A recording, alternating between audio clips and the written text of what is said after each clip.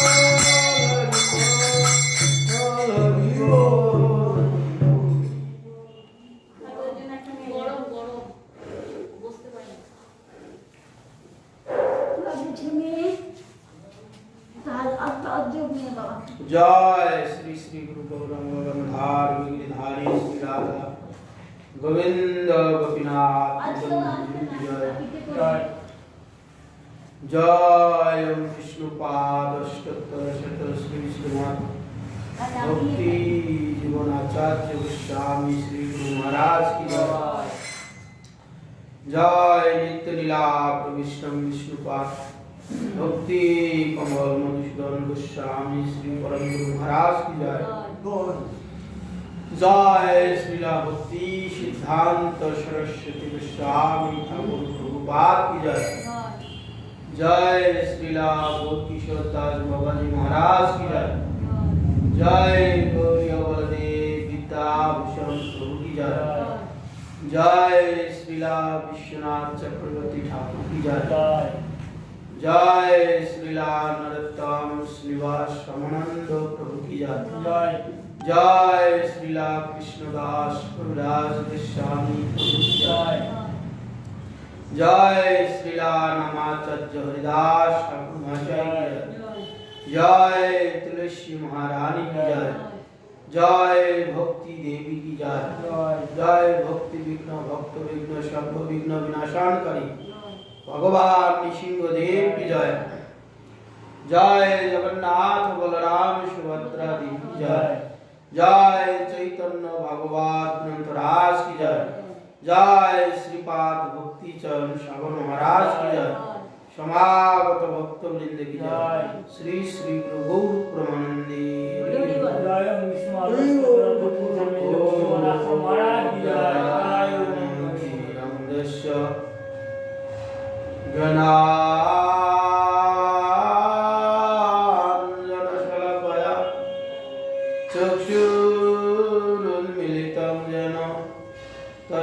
श्री गुरुवे श्री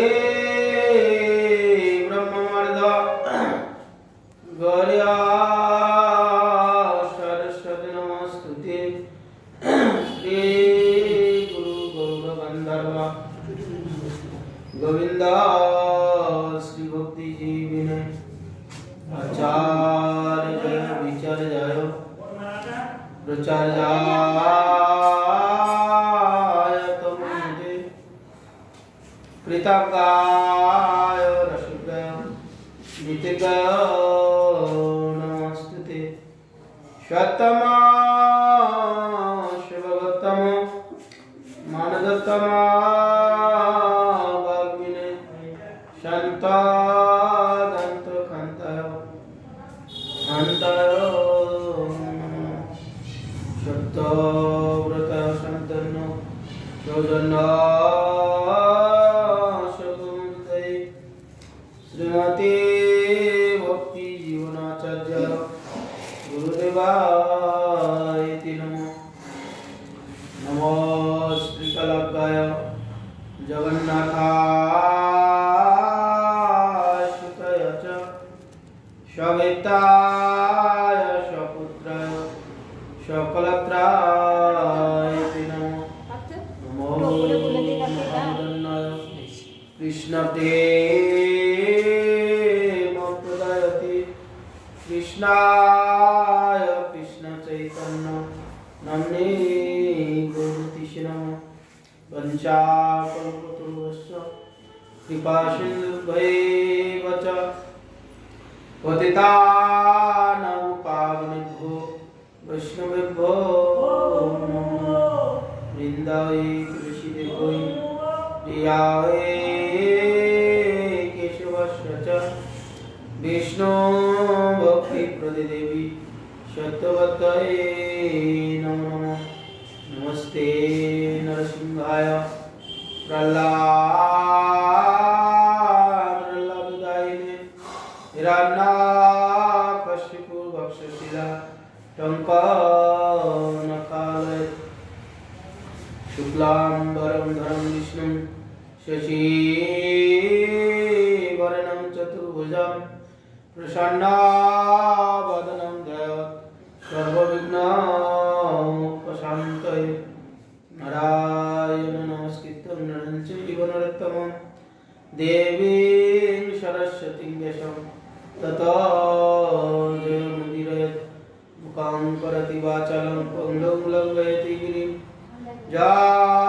कृपास्महं वन्दे श्रीगुरुं दीनतारिणं हरे कृष्ण कृष्ण कृष्ण हरे हरे हरे राम राम राम हरे हरे ग्रंथेर आरम्भे करी मंगलाचरण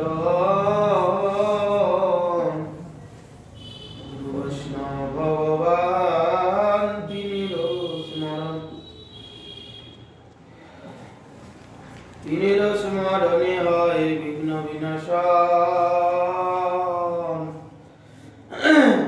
অনায়াসে হয় নিজ বঞ্চিত পূরণ ভক্ত পদের ভক্ত পদ ভক্ত ভক্তয় অবশিষ্ট তিনি সাধু নির্ভর। জয় পরম পূজ্য দাস মহারাজ কি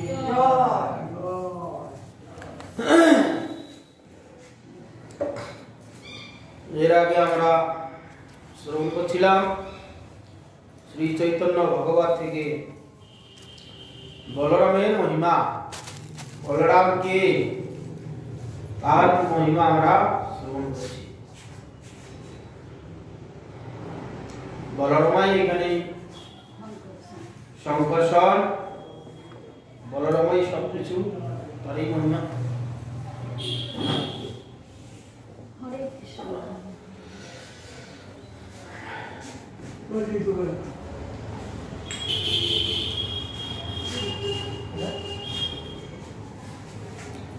অনন্তের নামে সর্বজীবের উদ্ধার। অনন্ত পৃথিবী গিরি সমুদ্র সহিতে যে প্রভু ধরেন শিরে পালন করিতে। এখানে অনন্ত পৃথিবী সমুদ্র যা আছে তার উদ্ধার করার জন্য তিনি শিরে ধারণ করেন। অনন্তের মস্তকে পৃথিবী এবং এই ব্রহ্মাণ্ড একটা সরিষার ন্যায় মস্তকে আছে, বুঝতে পারছে না। এত বড় অনন্তের মস্তক, ব্রহ্মাণ্ডটা একটা সরিষার ন্যায় আছে। তিনি সর্বব্যাপ্ত। এইভাবে অনন্তদেব সর্ব বিশ্বেতে তিনি ব্যপ্ত হয়ে আছেন। নাগ বলি চলে যায় সিন্ধু তরিবারে, যশের সিন্ধু না দেয় কুল্ল দিক অধিক বারে। আর কি আরে রাম গোপালে বাত লাগিয়াছে, ব্রহ্মা রুদ্র সুর সিদ্ধ মুনীশ্বর আনন্দে দেখে। এখানে নাগ বলি চলে চলে যায় মানে অনন্ত। নাগ এখানে অনন্তকেই বলছে। তিনি চেষ্টা করছেন ভগবানের যত গুণ কীর্তন আছে, মহিমা আছে, আমি তাড়াতাড়ি বর্ণনা করে শেষ করে দেব। তিনি অনন্ত হয়ে অনন্ত মুখে ভগবানের গুণ কীর্তন মহিমা কীর্তন করছেন। সংকর্ষণ অনন্ত দেব যত ভগবানের গুণ কীর্তন করেন, যশের মহিমা কীর্তন করছেন, ততোধিক বেড়ে যাচ্ছে। অদ্যাবধি সেই ভগবানের মহিমা কীর্তন করে শেষ করতে পারছেন না। কেন ভগবানের অধিক মহিমা কত বর্ণনা, অনন্ত মুখে অনন্তের যে মহিমা যখন কীর্তনাদি করছেন, করতে করতে যখন কোনো মতেই শেষ করতে পারলেন না, তখন রাখিল অনন্ত, রাখিল না অনন্ত না। অনন্ত মুখে ভগবান অনন্তদেব সেখানে অনন্ত মূর্তিতে আসে। আবার এখানে প্রত্যেকটা জীবেই সবার মুখে মুখে ভগবানের গুণ কীর্তন, যশ কীর্তন সমস্ত ভক্তরা কীর্তন করে। ভক্তও করে, অভক্তও করে। বিশেষ কিছু দেখলেই তখন স্বাভাবিক ভগবানের যশ কীর্তন লোকেরা গায়। যারা ভক্ত তারা তো কীর্তন করেনি, ভগবানের মহিমা ভগবানের ঐশ্বর্য বর্ণনা করে।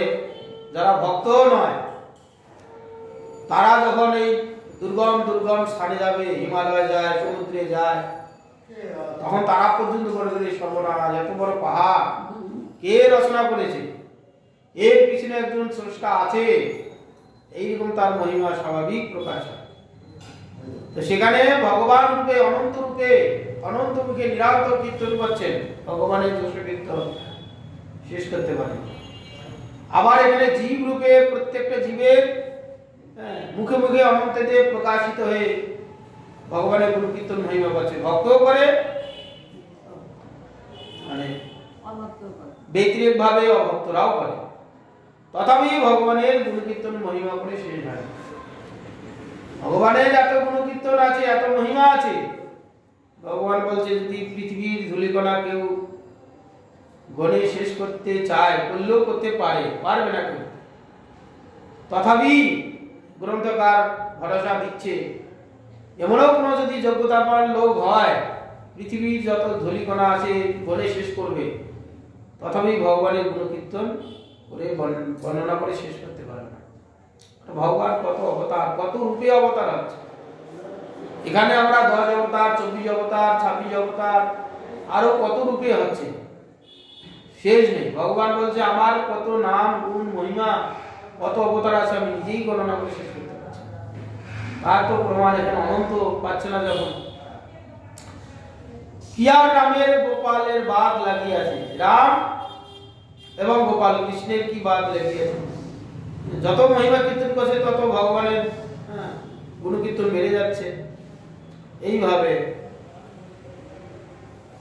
ভগবান এবং ভগবানের আরেক অবতার ভক্তরূপে সেই যে অনন্ত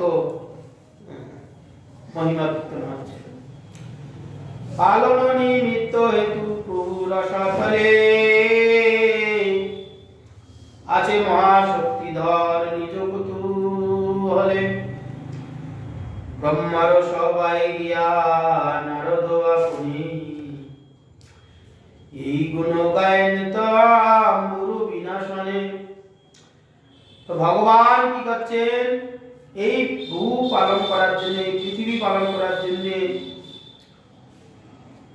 প্রভু রসাতলে আছেন মহাশক্তিধর রূপে নিজ কুতূহলে রসাতলে। সেখানে ভগবান গর্ভদক্ষায় মহাবিষ্ণু রূপে রসাতলে আছেন। আবার অনন্তদেব সেখানে ব্রহ্মাণ্ডকে ধারণ করে রেখেছেন। ব্রহ্মার সবাই গিয়ে নারদ আপনি এই গুণ কীর্তন করছেন। বিনা তাম্বুল বাজাতে বাজাতে ব্রহ্মার সবাই গিয়ে ব্রহ্মার সামনে বর্ণনা করছেন। ব্রহ্মাদি বিহা বলে যশের শ্রবণে ইয়া গায় নারদ পূজিত সর্বস্থানে। কহিলামি কিছু অনন্ত প্রভাব জ্ঞান প্রভু নিত্যানন্দ নিত্যানন্দে করে অনুরাগ। ব্রহ্মাদি বিহবল এই যশ শ্রবণে, ব্রহ্মার মতন ব্যক্তি ভগবানের যশ কীর্তনে শ্রবণ করে তিনি নিরন্তর চতুর্মুখে, আগে 5টা মুখ ছিল, একটা মুখ মহাদেব ছেড়ে নিয়েছে, চতুর্মুখে নিরন্তর বসে সেই অক্ষমালা জপ করছে। আর সেই যে ভগবানের গুণকীর্তন শ্রবণ করছেন এবং সেই রস আস্বাদন করছেন, আর সেই ভগবানের নাম কীর্তন করছেন কি অক্ষমালা। আমরা যেমন হরিনাম করি তুলসী মালাতে, ব্রহ্মা নিরন্তরে অক্ষমালাতে জপ করছেন। কার?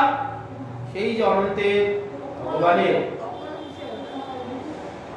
মালা, যা তুলসীর হোক বা কিছু মালা হোক, নাম দেওয়া আছে।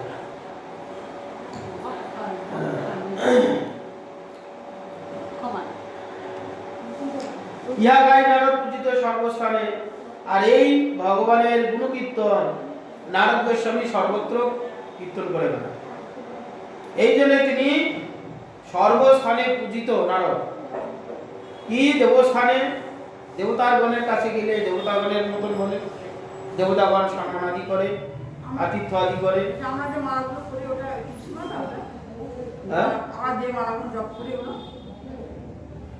মালা হচ্ছে জপমালা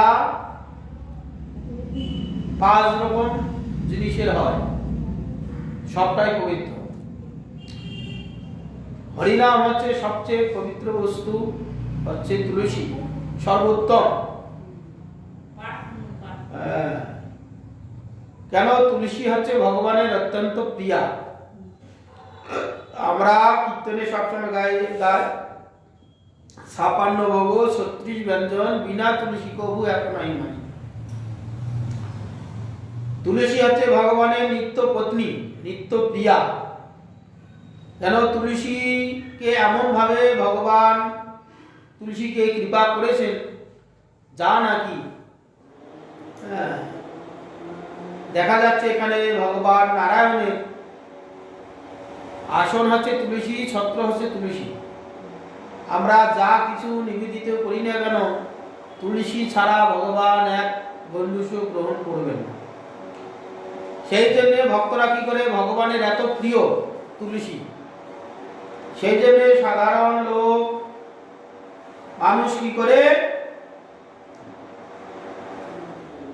নিজের শোভা বাড়ানোর জন্য হার সোনা হীরা গয়না পরে শোভা বাড়ায়, নিজের শোভা বাড়ায়। ভক্তগণ শোভা বাড়ায় নিজের।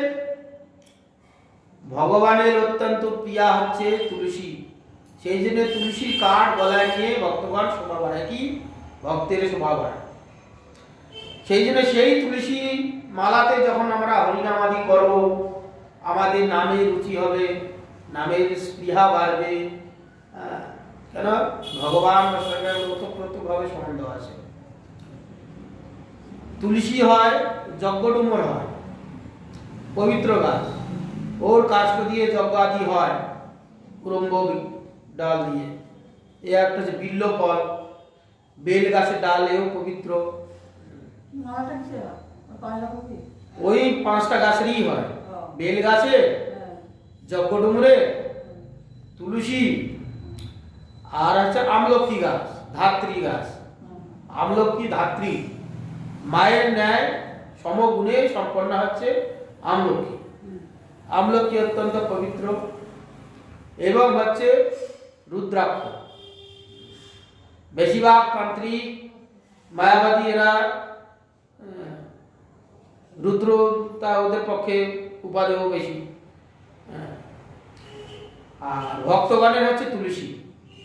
এই 5টা মালা যে কোনো মালা দিয়ে করা যায়, কিন্তু রুদ্রাক্ষ বেশিরভাগ শক্তি উপাসনাই করে, ভক্তগণ করে না। ভক্তগণ বেশিরভাগ তুলসী, যজ্ঞডুমর, বেল এই মালাতে জপ করে। ডুমুর গাছ দেখো নি? হ্যাঁ, ওই যজ্ঞডুমরের আমরা যে মালাগুলো পাই কিনে নি, বেশিরভাগ হচ্ছে বেল এবং যজ্ঞডুমর। তুলসী মালার একটা মালার দাম কত এখন? 300, 400, 500, 1000, 2000 টাকা দাম। আর এই মালাগুলো 40 টাকা, 30 টাকা, 50 টাকা দাম।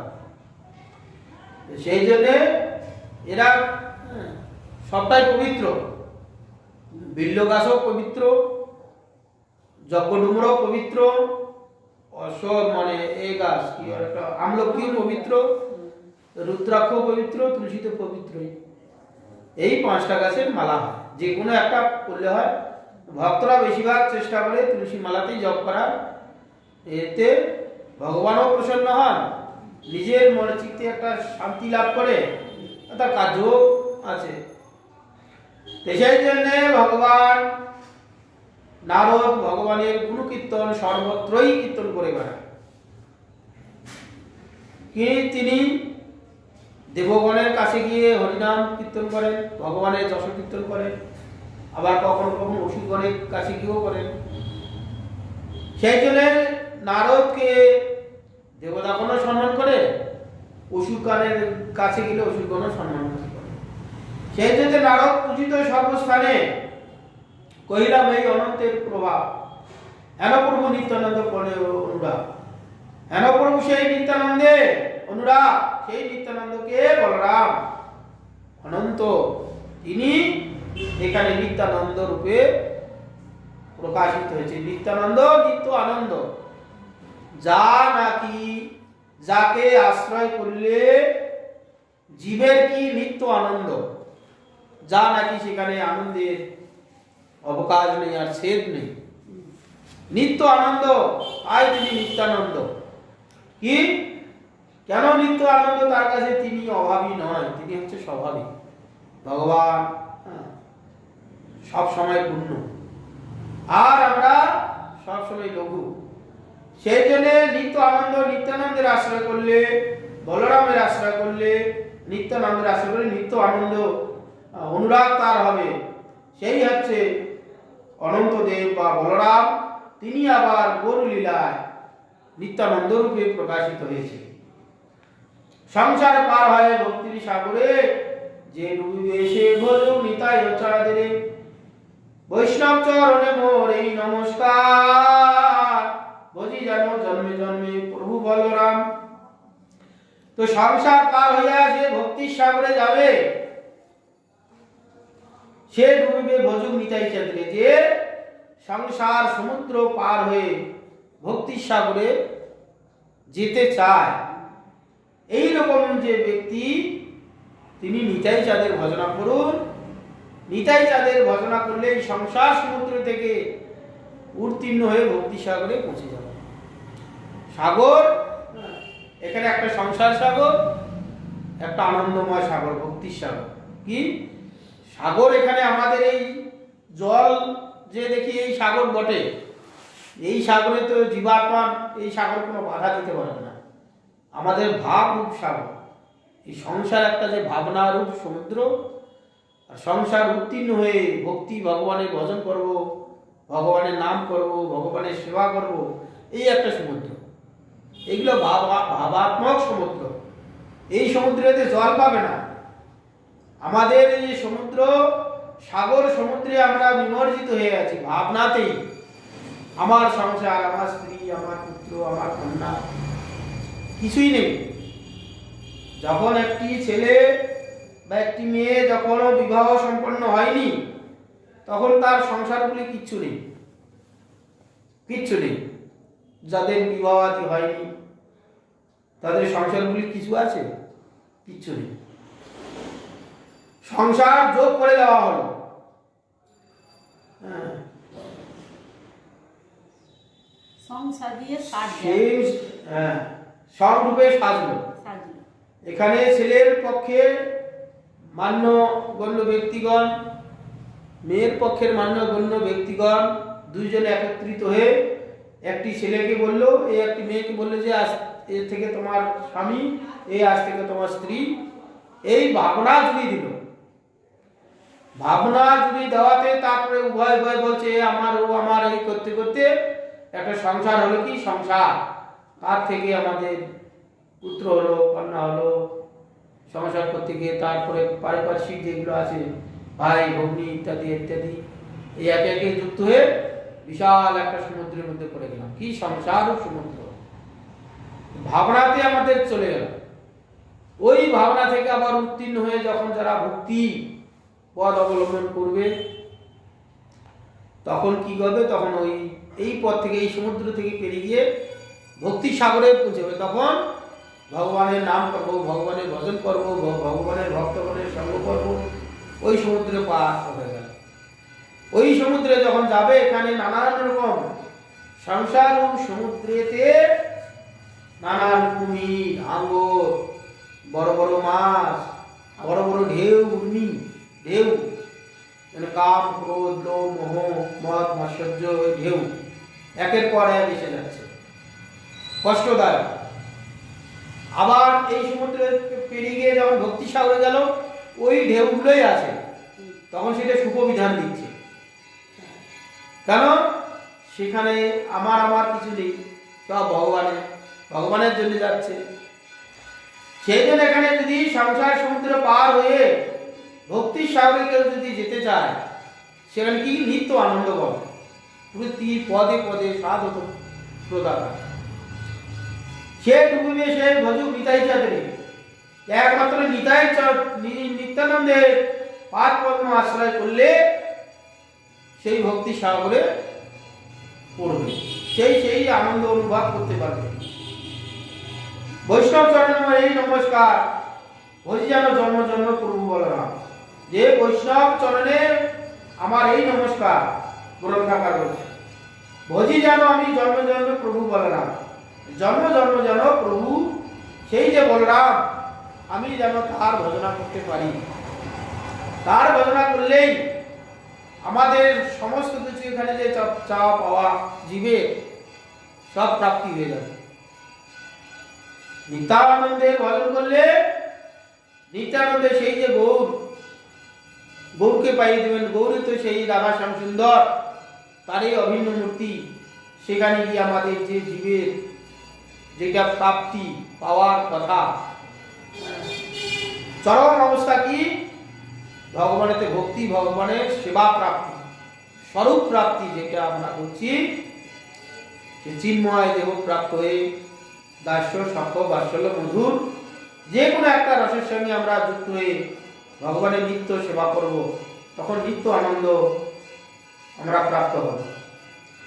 দ্বিজ বিপ্র ব্রাহ্মণ যে যেন নামবে, এই মতো জানো নিত্যানন্দ বলদেব। অন্তর্যামী নিত্যানন্দ বলিলা পুতুকে, চৈতন্য চরিত্র কিছু লিখিতে পুস্তকে। তো এখানে বলছেন যে বলরাম এবং নিত্যানন্দ এবং অনন্ত, বা এখানে কারণাবধিসাই, ধর্মদোষাই, ক্ষীরোদবিসাই যাকে বলছি, আবার নাম আলাদা আলাদা যখন শুনছি তখন আমাদের মনে সংশয় হতে পারে, তাহলে আলাদা আলাদা ব্যক্তি নাকি? সেই জন্য এখানে গ্রন্থকার বৃন্দাবন দাস ঠাকুর বলছেন যে দেখো দ্বিজ, বিপ্র এবং ব্রাহ্মণ যে যেন নামে ভেদ, যেমন নামে ভেদ, বিপ্র বললে ব্রাহ্মণ বুঝায়, দ্বিজ বললে ব্রাহ্মণ বুঝায় এবং ব্রাহ্মণ বললেও ব্রাহ্মণ বুঝায়।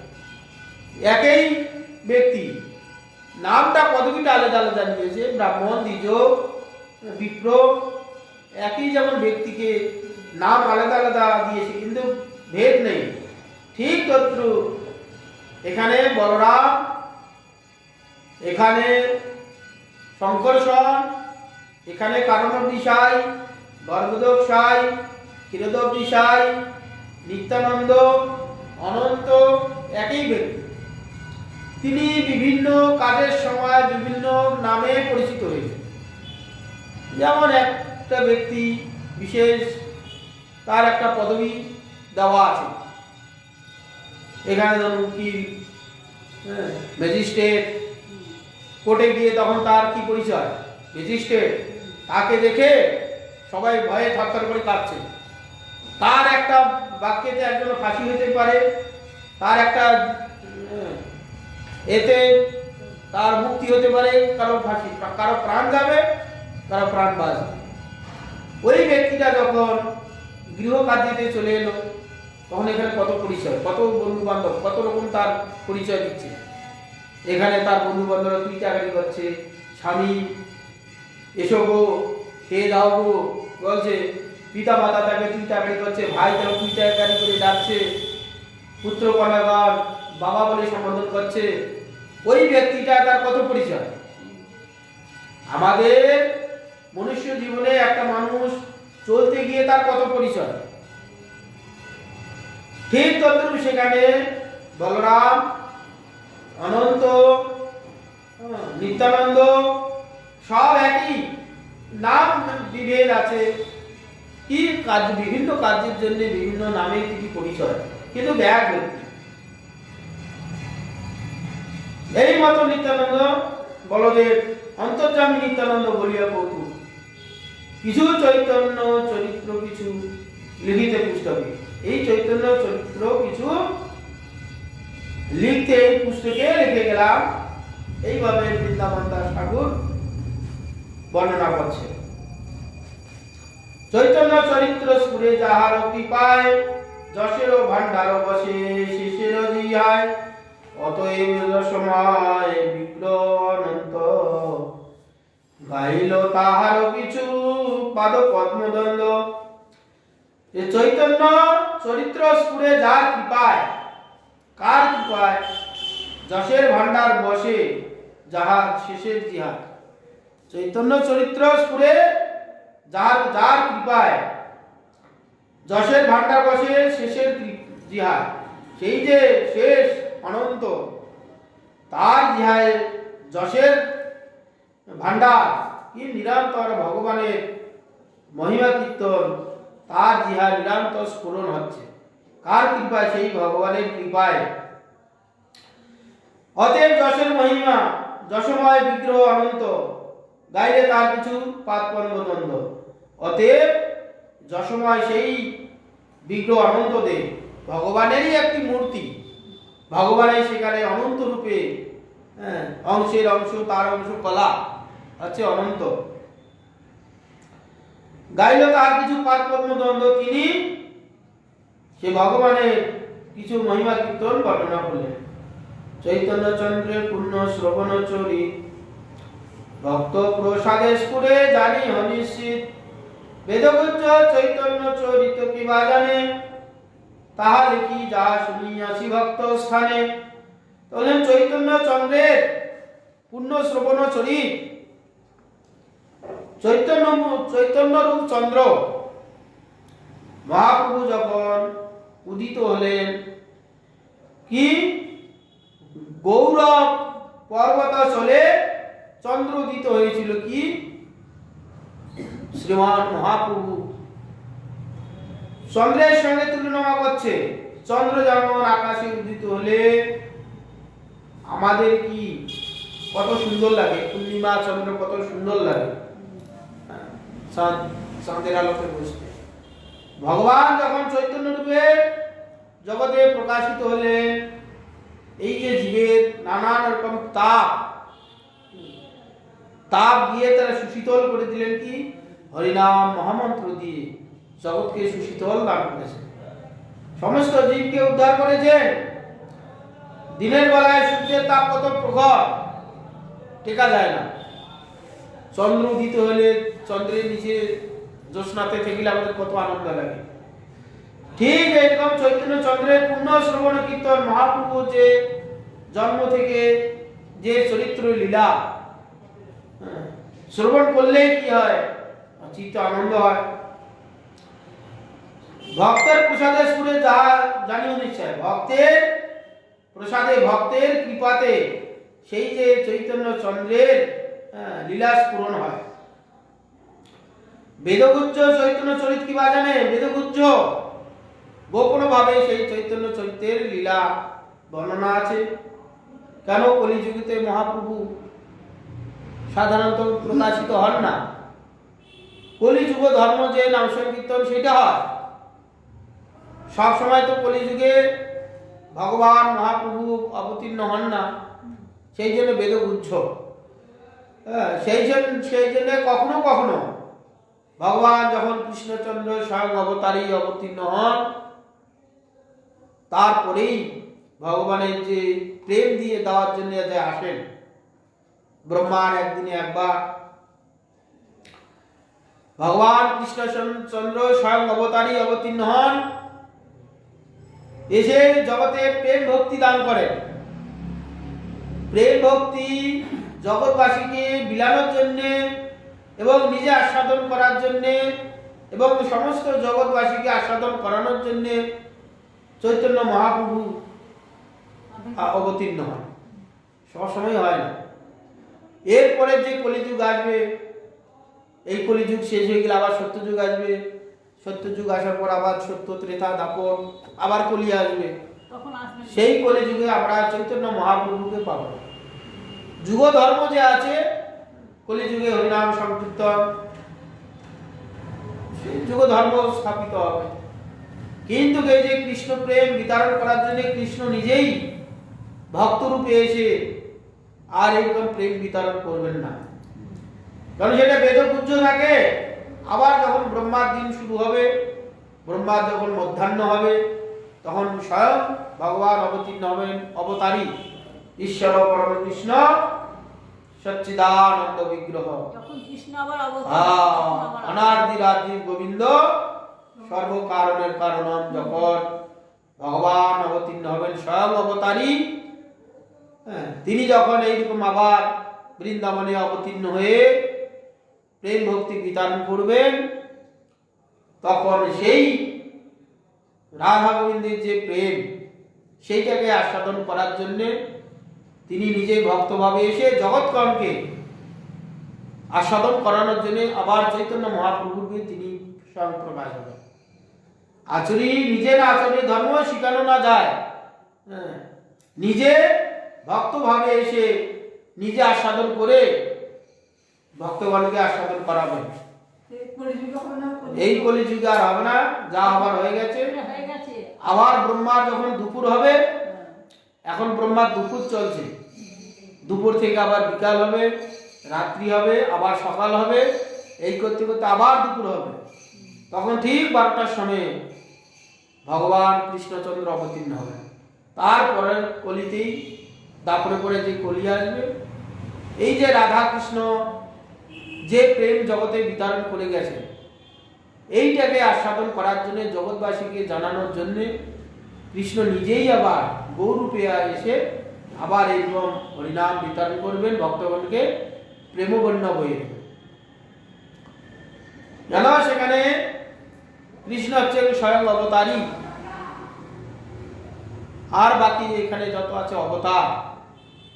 এখানে অবতারের কাছে সব রসগুলো নেই, পাওয়া যায় না, যদিও সম্পূর্ণ আছে, কিন্তু তিনি নিয়মে বাধা আছেন, দিতে পারবেন না।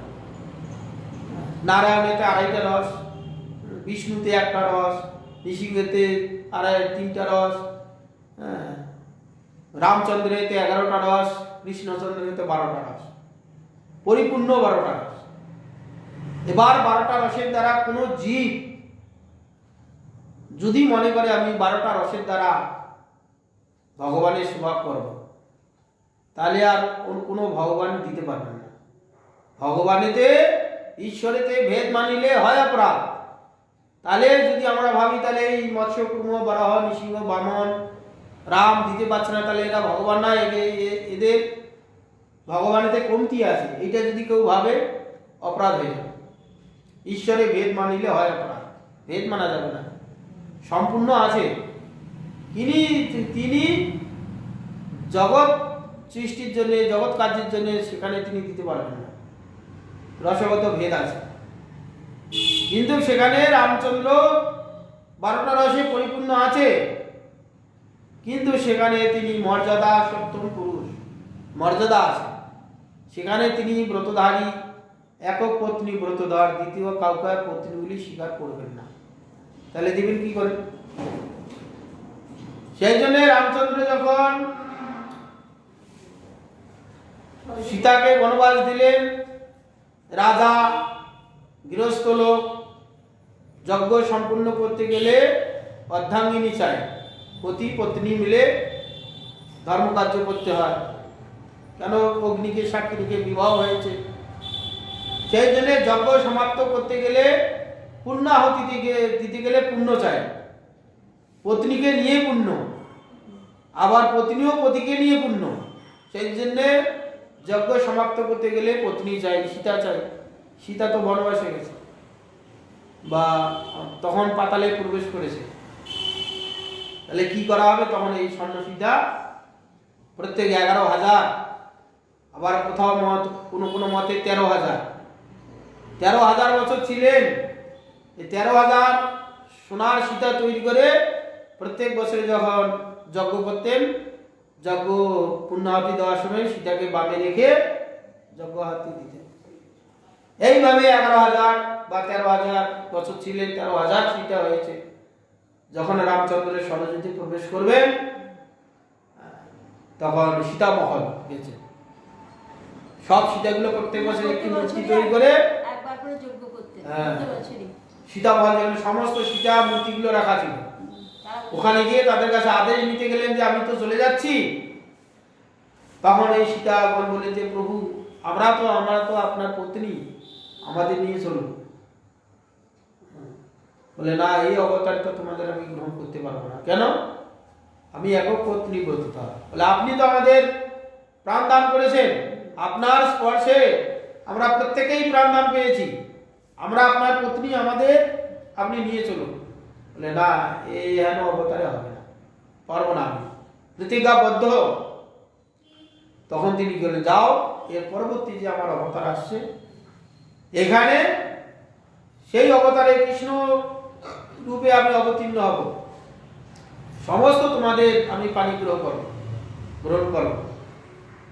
সমস্ত এই 11,000 বা 13,000 স্বর্ণ সীতা সেখানে প্রাগ জ্যোতিষপুরে নরকাসুরের দ্বারা বন্দী ছিল, ওদের সব গ্রহণ করলেন। আরো ঋষিগণ ছিল, 16,000 রাজমহিষীকে বন্দী করে রেখেছিলেন, তার মধ্যে 11,000 বা 13,000 মহিষীগণ ছিলেন। এইভাবে যদি আমরা কোনো জীব ইচ্ছা করে, ইচ্ছা যদি না করে তাহলে কোনো সম্বন্ধ নেই। যদি ইচ্ছা করে আমি 12টা রসের দ্বারাই ভগবানের সেবা করতে পারি, তাহলে সেখানে একমাত্র ভগবান কৃষ্ণের আরাধনা করতে হবে। কেন? সেখানে হাস্য, অদ্ভুত, বীর্য, রুদ্র, ভয়ানক, বিভৎস, এই হচ্ছে 7টা গৌণ রস। প্রত্যেক জীবের মধ্যে আছে, আমাদের মধ্যেও আছে। আমাদের মধ্যে ক্ষুদ্র রূপে আছে, ভগবানের বৃহৎ আকার আছে, সমুদ্র বধ আছে। আবার শান্ত, দাস্য, সখ্য, বাৎসল্য, মধুর, এইটাও আমাদের আছে। প্রত্যেকটা জীবের মধ্যে এই 12টা রস আছে। ভগবানেতে সমুদ্র বধ, আমাদের বিন্দু বধ, জলকণার নাই। কেন আমরা এখানে চুপচাপ বসে থাকতে পারি, কারোর সঙ্গে কথাবার্তা বলবো না, কার সঙ্গে বিরোধ নাই, চুপচাপ বসে থাকতে শান্তরসের স্বভাব। অনেক ওরকম আছে। দাস্যভাবে কিছু ভগবান আমাদের প্রভু, আমাদের আরাধ্যদেব, তার কিছু সেবা করার দরকার, তিনি আমাদের অন্ন বস্ত্র দিয়ে প্রতিপালন করছেন, তার জন্য আমাদের কিছু করার দরকার, কি তার ভজন করার দরকার, তার নাম করার দরকার, তিনি আমাদের প্রতিপালন করেন। এই দাস্যরসের ভাব। সক্ষরসের ভাব, সেখানে বন্ধুত্ব, যেমন শ্রী শ্রীরাম, সুদাম, সুবলাদি, অর্জুনাদি, এরা সক্ষরসের ভাব। বাৎসল্যরসের ভাব, ওখানে নন্দ যশোদা আদি ইত্যাদি ইত্যাদি, এরা বাৎসল্যরসের ভাব। মধুরসের ভাব গোপীগণ, এরা যে কোনো জীব হতে পারে। আবার এগুলোর মধ্যে আবার এই ভাবগুলো তাদের মধ্যে প্রকাশ হয়। মধুরসের মধ্যে সেখানে হাস্য আছে, বীর্য আছে, রুদ্র আছে, করুণ আছে, ভয়ানক আছে, বিভৎস রসগুলো সব আছে। কখনো কখনো ক্রন্দনাদি করছে রাধারানী, মান করছে রুক্মিণী, সব ভাবগুলো আছে, প্রত্যেকটা মানুষেরই আছে। হ্যাঁ, আমাদের মধ্যে আছে। কখন আমরা অভিমান করি, দুঃখেতে কখনো কাঁদি, কখনো কাউকে ভয় দেখাই। আমাদের যারা ছোট ভয় বাচ্চা কাচ্চাদের কখনো ভয় দেখাই, কখনো বন্ধুত্ব ব্যবহার করি, কখনো বল প্রয়োগ করি, এগুলো তো আমাদের মধ্যে আছে। এইগুলো হচ্ছে ভগবানেতে সবটাই পরিপূর্ণ আছে। কিন্তু কোনো অবতারগণ দিতে পারেন না, ভগবান দিতে পারেন। সেই জন্য যদি নিশ্চিতভাবে আমরা 12টা রসের দ্বারা ভগবানের সেবা করতে গেলে তখন এই ভগবান কৃষ্ণের আরাধনা করতে হবে। সেই জন্য এখানে ভক্ত প্রসাদে স্কুলে চৈতন্য জানিও নিশ্চয়, ভক্তের প্রসাদ ছাড়া মানে কৃপা ছাড়া জানা যাবে না। শাস্ত্র পড়ে আমরা যদি মনে করি যে আমরা শাস্ত্র পড়ে ভগবানকে জেনে নেব, জানা যাবে না। আমাদের বিদ্যা বুদ্ধির দ্বারা ভগবানকে আমরা জেনে নেব, বই পড়ে জেনে নেব, অত সোজা ভগবান নয়, বুঝতেই পারবে না। ভগবানের ভক্ত যারা, তাদের কৃপা হলে, মূর্খ ভগবানকে জেনে নেবে। ভক্তগণের কৃপা হলে, ভগবান হচ্ছে অনুভবের বস্তু, চোখে দেখে ভগবানকে দেখা যাবে না। যে যতটা অনুভব, ভগবানের যে যতটা আত্মসমর্পণ করেছেন, তার কাছে ততটাই ভগবান অনুভবের বস্তু হয়েছে। জোর করে আঙুল দেখিয়ে দিয়ে ভগবানকে কেউ দেখাতে পারে না, অনুভবের জিনিস। কে কতটা ভগবানকে আত্মসমর্পণ করেছেন সেই অনুযায়ী তার কাছে ভগবান বিদ্যমান।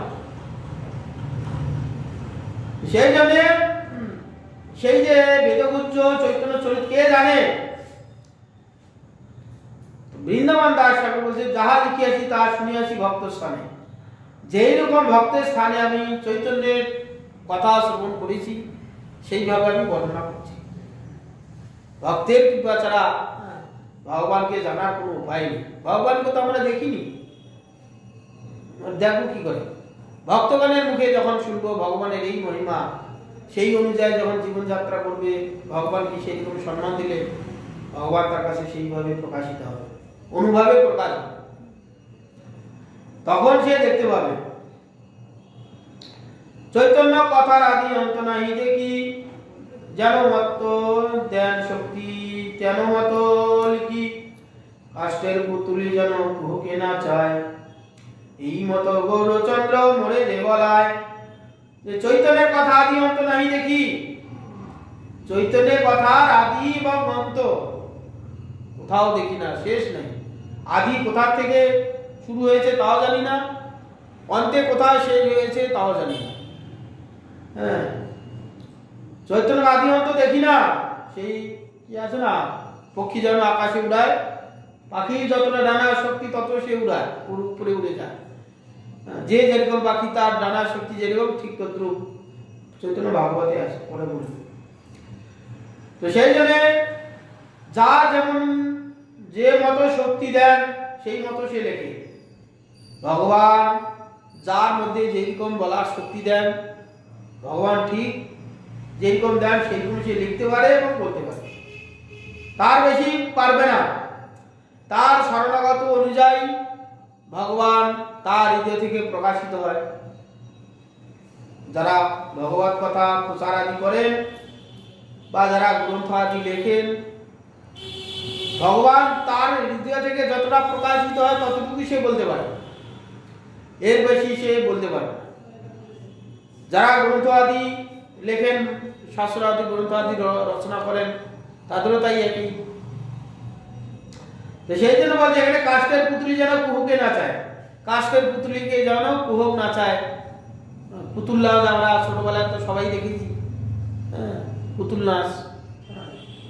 এখন তো বোধহয় আর নেই, ছোটবেলায় আমরা সব অনেক দেখেছি পুতুল নাচ। 2 টাকা টিকিট, 1 টাকা টিকিট প্রথমে মধ্যে দেখেছি, 1 টাকা টিকিট। তারও আগে দেখেছি বোধহয় 75 পয়সা 8 আনা। গ্রামে গ্রামে ফাঁকা মাঠ দেখি, স্কুলের মাঠে সব এসে বসতো। 10 দিন 15 দিন 1 মাস তখন পুতুল নাচ হতো। সন্ধ্যাবেলা হলে বিকাল হলে দুনিয়ার ভিড়, বাচ্চা থেকে বুড়ো পর্যন্ত সবাই পুতুল নাচ দেখতে যেতাম। আমরা দেখি সেই বাক্সের মধ্যে চোখ দুটোর মতো ফুটো, ওটা একটা ছিল। আর ওই বড় প্যান্ডেল করে কালো কাপড় দিয়ে চতুর্দিকে ঢাকা থাকতো, আর উপরে সেই যে নাচাবে আর কালো সুতো দিয়ে পুতুলগুলো হাত পা বাঁধা থাকতো।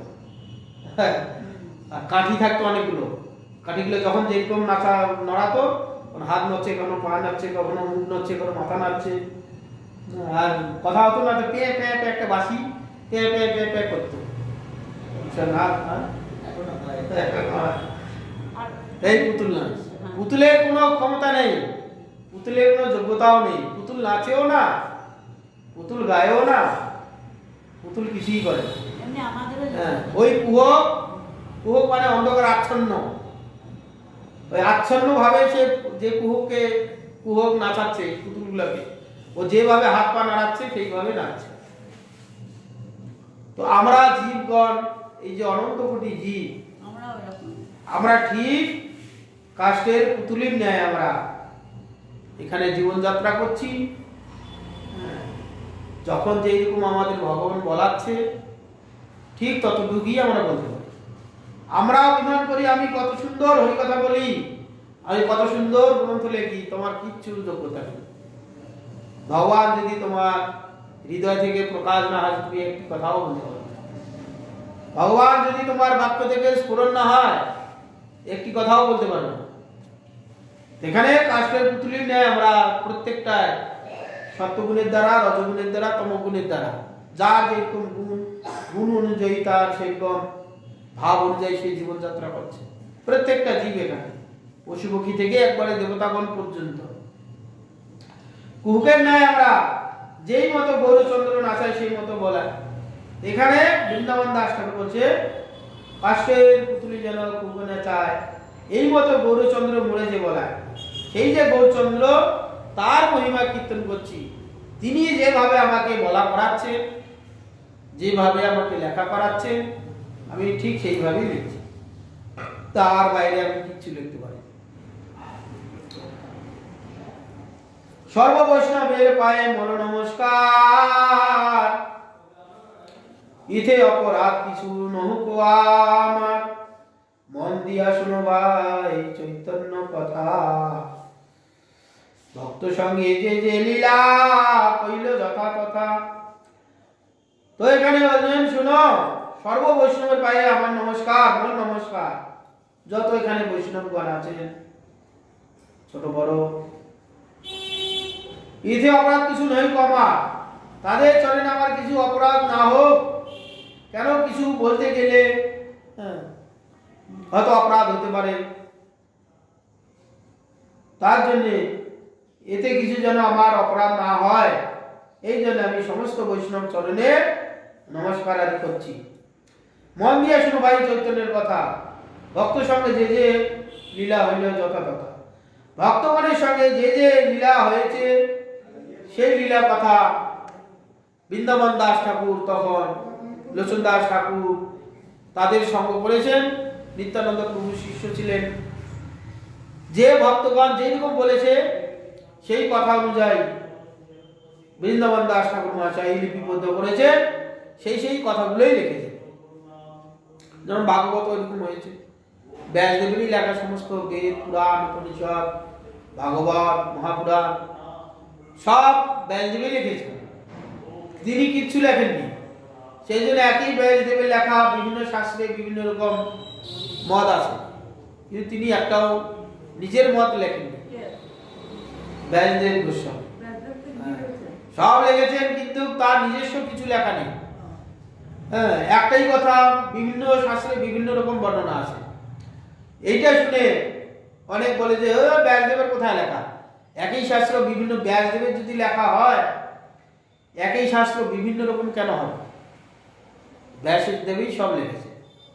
সেই জন্য এখানে একটা ঘটনা 5 জন বলেছে, 5 জনের মতন করে, ওই 5 জনের মতন করেই ব্যাসদেব লিখেছে, আলাদা কিচ্ছু বলেনি। ওই জন্য সেখানে বিভিন্ন রকম হয়েছে। এইটা দেখে অনেকে এটা শাস্ত্রের সামঞ্জস্য রাখতে পারে না, না আনতে পেরে তখন বলে যে ব্যাসদেবের লেখা নয়, মানুষের লেখা, বিভিন্ন ঋষিগণের লেখা। যদি এক ব্যক্তির লেখা হয় তো বিভিন্ন রকম লেখা হবে কেন? সেই জন্য শাস্ত্রের যে মর্ম না বুঝতে পারলে এরকম হবে। সেই জন্য এখানেই এই চৈতন্য ভাগবতী আছে। শাস্ত্রের না বুঝে মর্ম অধ্যাপনা করে, গর্ধবের ন্যায় যেন শাস্ত্র বই মরে। হ্যাঁ, তাৎপর্য বুঝতে না পারলে উল্টো পাল্টা হয়ে যাবে। ত্রিবিধ চৈতন্য মঙ্গল আনন্দের ধাম, আদিখণ্ড, মধ্যখণ্ড, শেষ খণ্ড নাম। এই যে চৈতন্য রূপ মঙ্গল আর চৈতন্য ভাগবত, আগে তো চৈতন্য মঙ্গল নাম ছিল, চৈতন্য ভাগবত হয়নি। পরবর্তীকালে লোচন দাস ঠাকুর তিনিও মঙ্গল করেছিলেন, তিনিও চৈতন্য মঙ্গল লিখেছেন। আর বৃন্দাবন দাস ঠাকুর চৈতন্য মঙ্গল লিখেছেন। বৃন্দাবন দাস ঠাকুর আগে চৈতন্য মঙ্গল করেছেন, পরবর্তীকালে এই চৈতন্য বৃন্দাবন দাস ঠাকুরের অনুরূপ চৈতন্য মঙ্গল লোচন দাস ঠাকুরও করেছেন। দিয়ে এখন পরবর্তীকালে দেখছে যে দুই চৈতন্য মঙ্গল হইলে কারটা পড়বে কারটা পড়বে না, সেই জন্য নামটা শেষ করে দিয়ে চৈতন্য ভাগবত করলেন, আর লোচন দাসের চৈতন্য মঙ্গলেই হল। এই 3 খণ্ডে করেছেন, আদিখণ্ড, মধ্যখণ্ড এবং শেষ খণ্ড। চৈতন্য ভাগবত বা চৈতন্য মঙ্গল 3 খণ্ড করেছে। আদিখণ্ডে প্রধানত বিদ্যার বিলাস, মধ্যখণ্ডে চৈতন্যের কীর্তন প্রকাশ, শেষ খণ্ডে সন্ন্যাসী রূপে লীলাচলের স্থিতি, নিত্যানন্দ স্থানে সবার প্রিয়া গৌরক্ষিতি। এই অন্তখণ্ড, মধ্যখণ্ড এবং প্রথম খণ্ড। আদিখণ্ডে কি কি হয়েছে, মধ্যখণ্ডে কি কি হয়েছে, অন্তখণ্ডে কি কি হয়েছে, মোটামুটি এগুলো সূত্র আকারে এখন বলে যাবেন। পরবর্তী গেলে এগুলো আবার ব্যাখ্যা করে করে বলবেন, করতে করতে তাও আবার শেষ করতে পারবেন না। অন্তখণ্ডে কি কি হয়েছে মহাপ্রভু সন্ন্যাসের পর, সেটা যখন বর্ণনা শেষ করতে পারবেন না, সেটা সূত্র আকারে রেখে যাবেন। পরবর্তীকালে এটা কবিরাজ গোস্বামী সেই সূত্র ধরে আবার চৈতন্য চরিতামৃত রূপ গ্রন্থ পরবর্তীকালে প্রকাশ হবে। আদিখণ্ডে প্রধানত বিদ্যার বিলাস, মহাপ্রভু বিদ্যাধ্যয়ন করেছেন কিভাবে সেটা সব বর্ণনা আছে। মধ্যখণ্ডে চৈতন্য কীর্তন প্রকাশ, কিভাবে কীর্তন করে জগৎকে মহাপ্রভু হরিনাম সংকীর্তন প্রচার আদি করেছেন, সেটা করেছেন।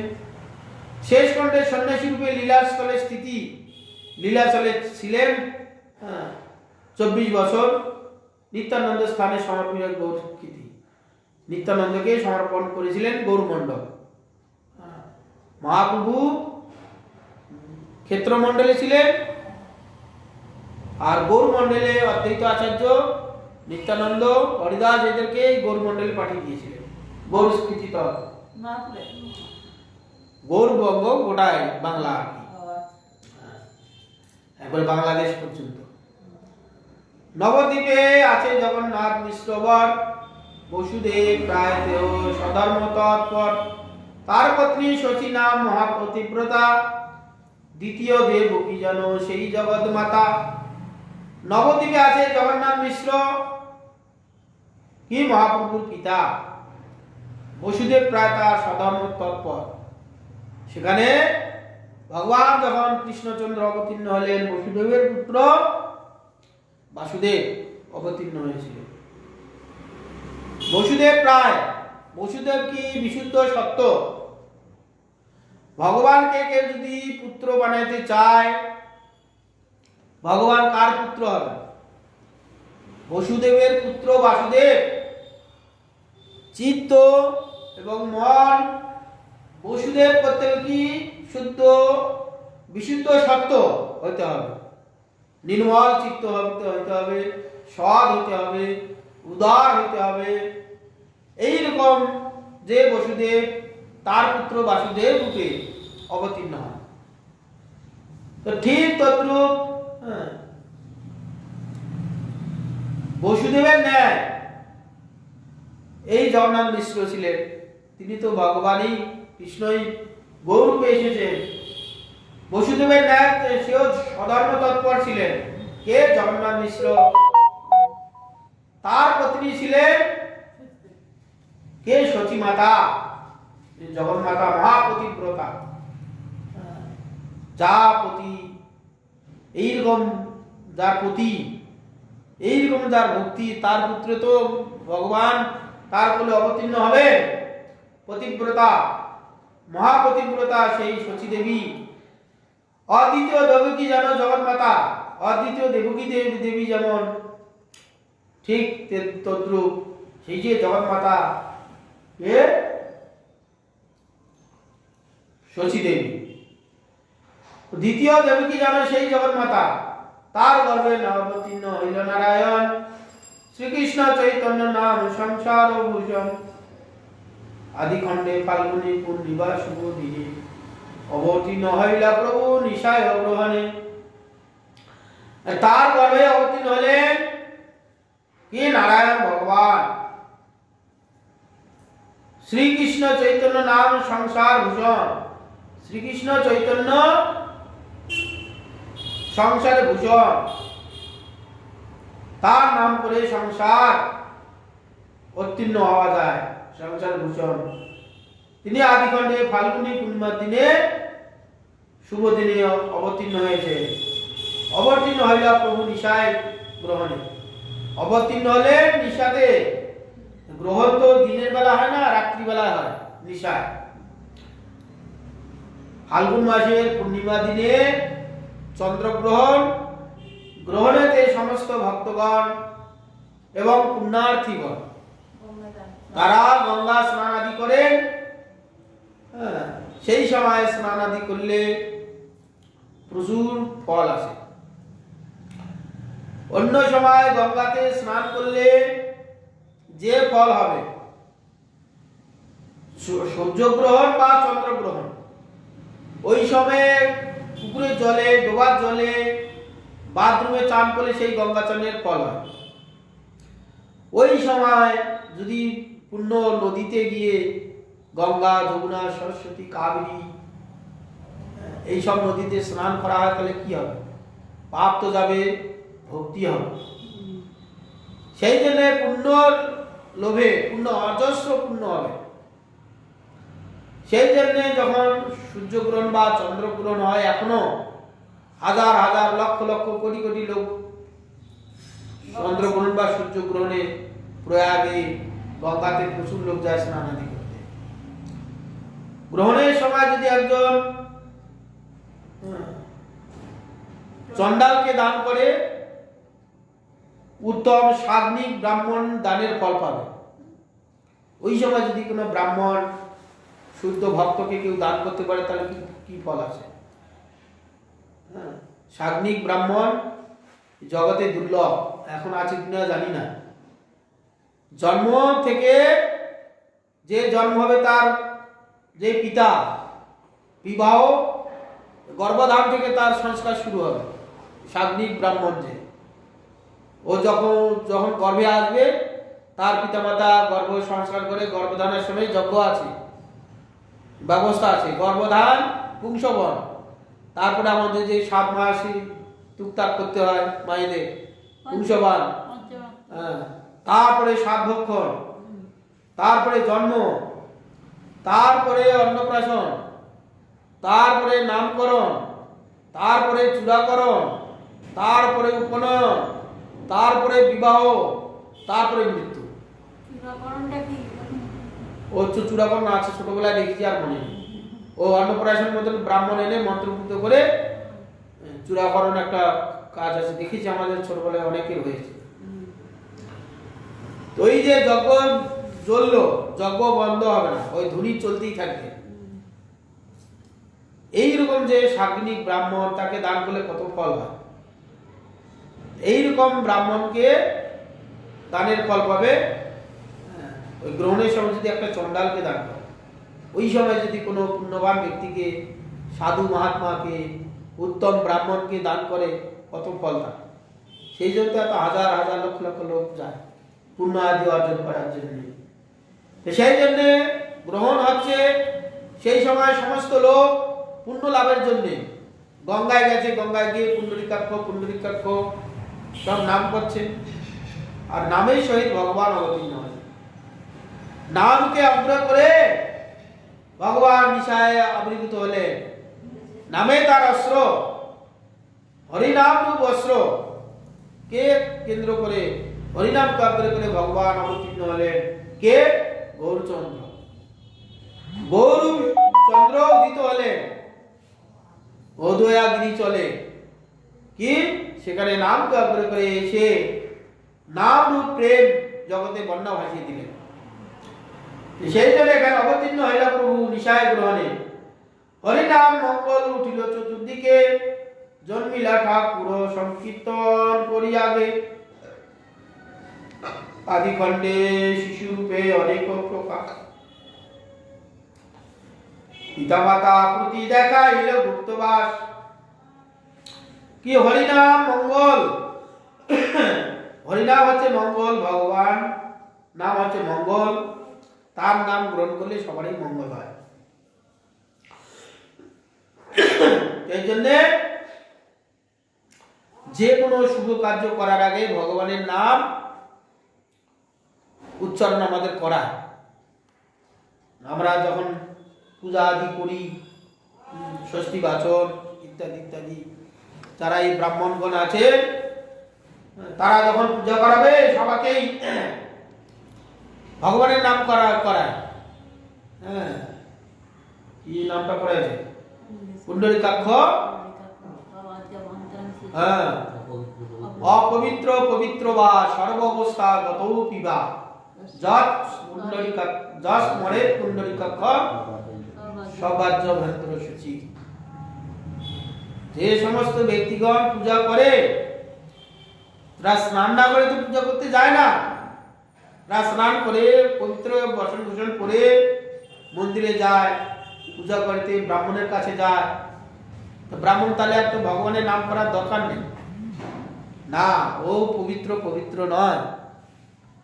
হ্যাঁ, যে স্নান আদি জলের দ্বারা বাহ্যিক পবিত্র হয়, আত্মা পবিত্র হয় না। আত্মা পবিত্র হবে যখন হরিনাম করা হয়, ভিতরেও পবিত্র হয়ে যাবে এবং বাইরেও পবিত্র হয়ে যাবে। ওই জন্যে তোমরা যতই পবিত্র ভাবে আসো না কেন, যতক্ষণ পর্যন্ত ভগবানের পবিত্র নাম উচ্চারণ না হচ্ছে ততক্ষণ পর্যন্ত পবিত্র নয়।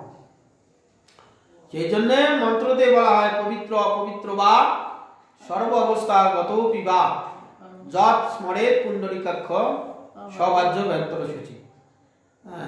অপবিত্র থাকো আর পবিত্র থাকো, পবিত্র অপবিত্র পবিত্র বা সর্ব অবস্থা গত পিবা, যে কোনো অবস্থাতেই হরিনাম করলেই সঙ্গে সঙ্গে পবিত্র হয়ে যায়, পবিত্র হয়ে যায়।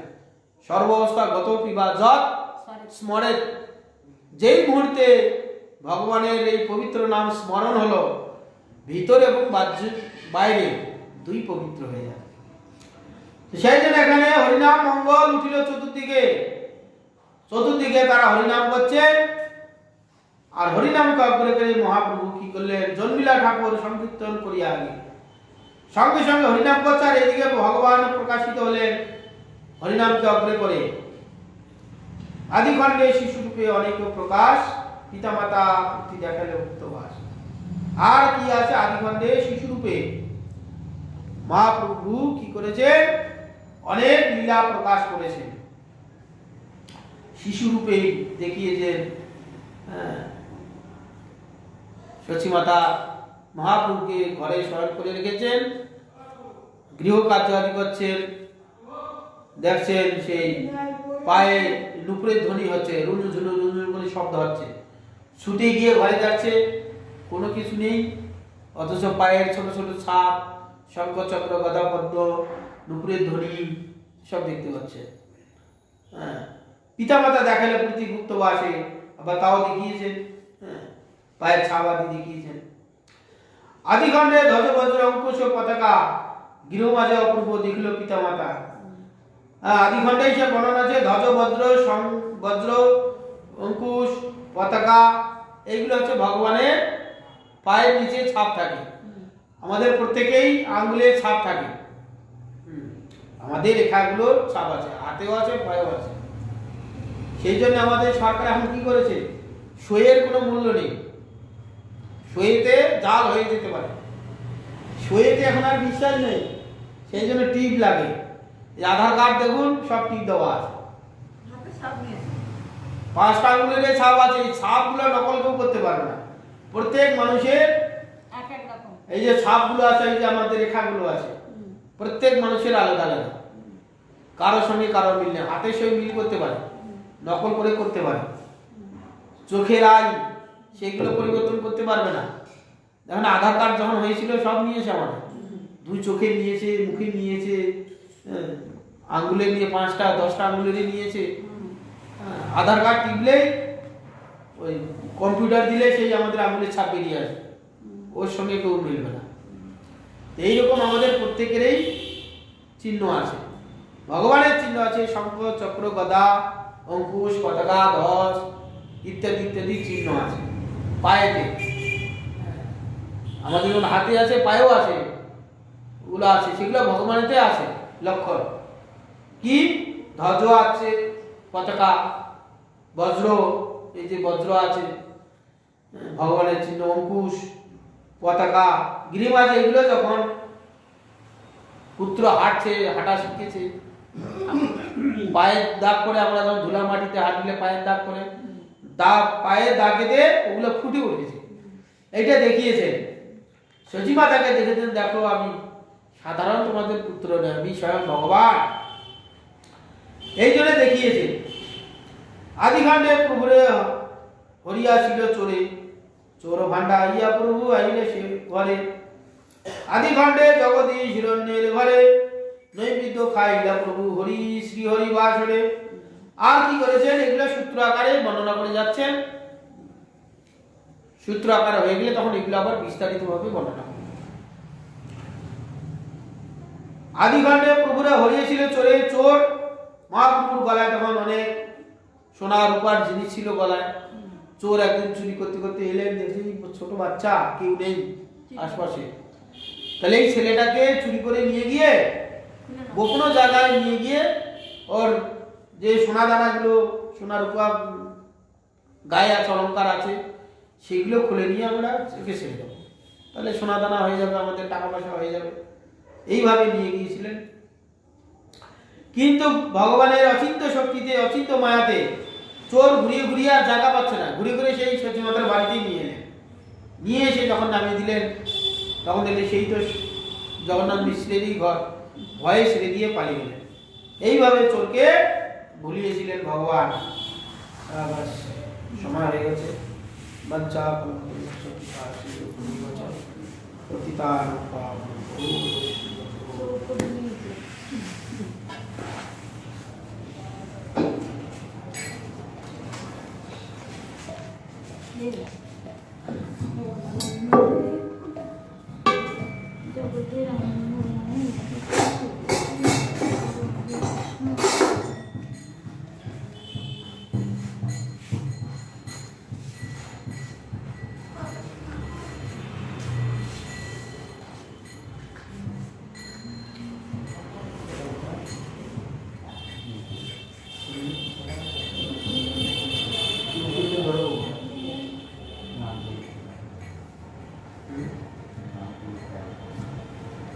কে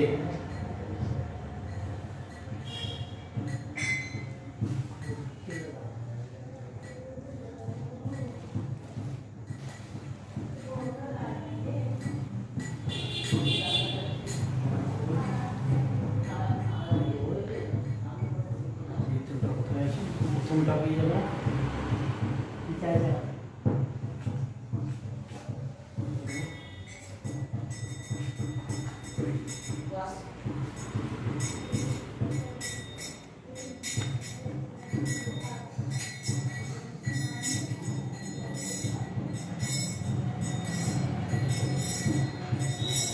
শুটটা আসবে শুটটা আসবে কিনা জয় সচিদানন্দ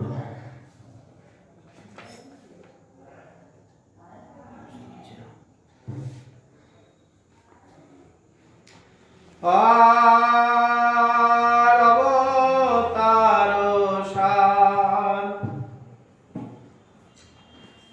গোরায় অবতার কেন না